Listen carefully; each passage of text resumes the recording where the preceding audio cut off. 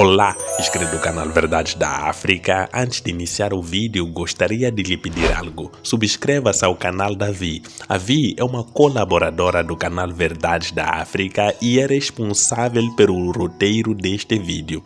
Ela é uma jovem brasileira e está a iniciar um projeto que tem por objetivo mostrar o cotidiano de uma adolescente apaixonada por cultura e curiosidade. Vou deixar o link desse projeto na descrição. Sem mais delongas, vamos ao vídeo. As semelhanças entre Brasil e África do Sul são inegáveis. Ambos são países em desenvolvimento, consideradas nações arco-íris. Foram anfitriões de Copas do Mundo em anos distintos. Abrigam cidades de todos os tipos, desde as de tirar o fôlego como Rio de Janeiro e Cape Town, até grandes centros urbanos e culturais como São Paulo e Joanesburgo.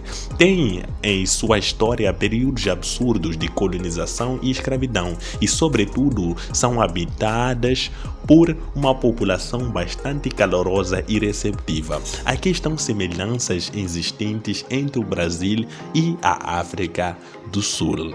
1. Anfitriões da Copa do Mundo. Brasil e África do Sul foram anfitriões da Copa do Mundo de Futebol da FIFA em 2014 e 2010 respectivamente. Tanto no país latino-americano quanto no africano, a competição foi considerada um sucesso pelos turistas, muito em parte graças à hospitalidade e recepção calorosa de seus povos.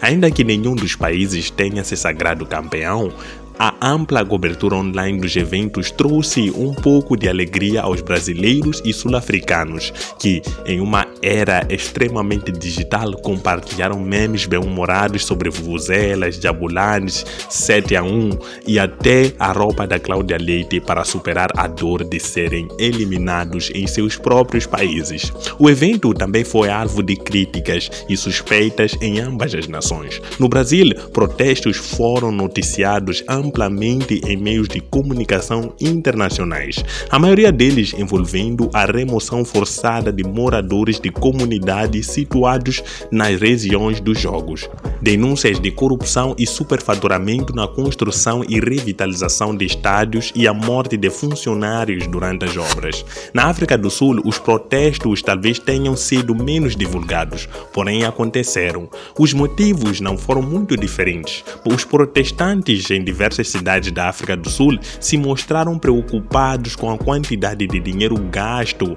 para a construção de estádios e revoltados com o tratamento recebido pelos trabalhadores durante as obras.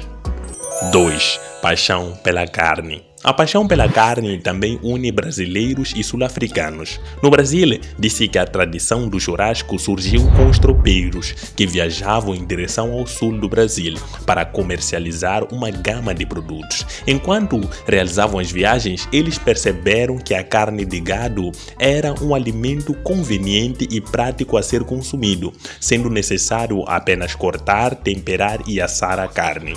Apesar da prática ter se popularizado com os tropeiros, os povos indígenas da América do Sul já tinham costume de se deliciar com alimentos assados na brasa. Na África do Sul, churrasco é chamado de braai, uma palavra de origem africana que significa carne assada. Apesar de ter sido popularizado entre os africanos, a prática foi adotada por grupos de todas as etnias no país, sendo uma celebração social muito popular, que até tem seu dia próprio no calendário nacional, 24 de setembro. Tanto no Brasil quanto na África do Sul, o preparo da carne costuma ser realizado pelos homens, enquanto as mulheres usualmente são responsáveis por acompanhantes como salada, arroz, farofa, vinagrete, entre outros. 3. Escravidão. Brasil e África do Sul também têm em comum o fato de seus colonizadores terem se beneficiado de um sistema escravista para a manutenção do poder, detenção dos recursos de produção e ampliação de exploração das terras. Na África do Sul, os colonos holandeses sofreram com a falta de mão de obra, especialmente nas fazendas de trigo e vinho. A solução natural teria sido trazer trabalhadores europeus, o que lhes custaria muito, ou escravizar o povo Khoikhoi. No entanto, estes lhes forneciam gado e resistiam a abandonar seu estilo de vida pastoralista. Como já estavam envolvidos no comércio de escravos do Atlântico, os holandeses traficaram escravos de uma série de lugares, incluindo a costa leste africana, Moçambique e Madagascar, e regiões ao sul do sudeste da Ásia, cujos descendentes seriam chamados posteriormente de Malaios do Cabo. O período de escravidão durou entre 1658 e 1834, o que não significou o fim do sofrimento da população escravizada, cujos descendentes continuariam a enfrentar dificuldades nos anos posteriores durante o regime que terminou com a luta de Nelson Mandela.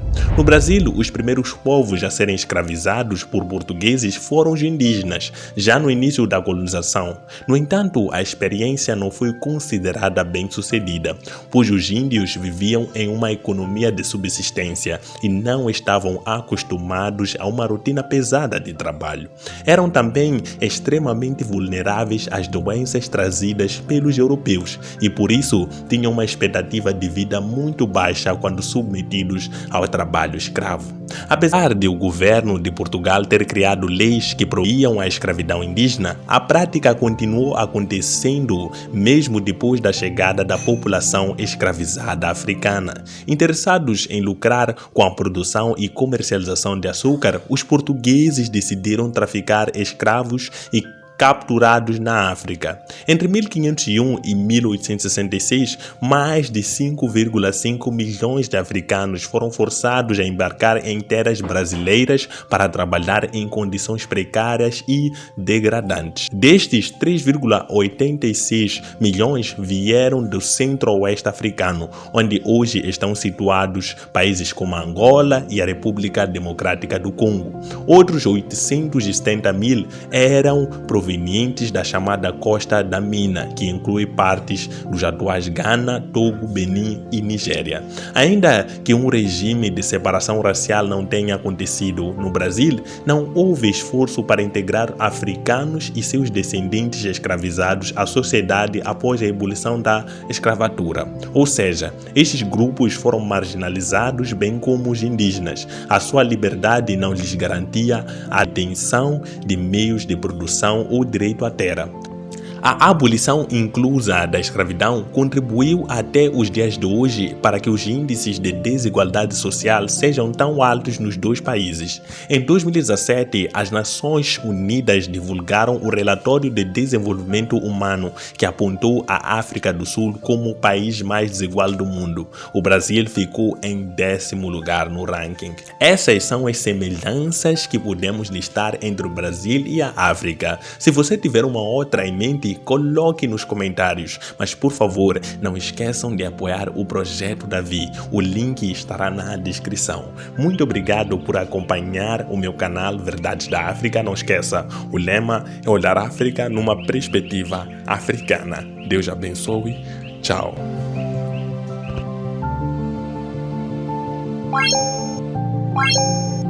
Bye.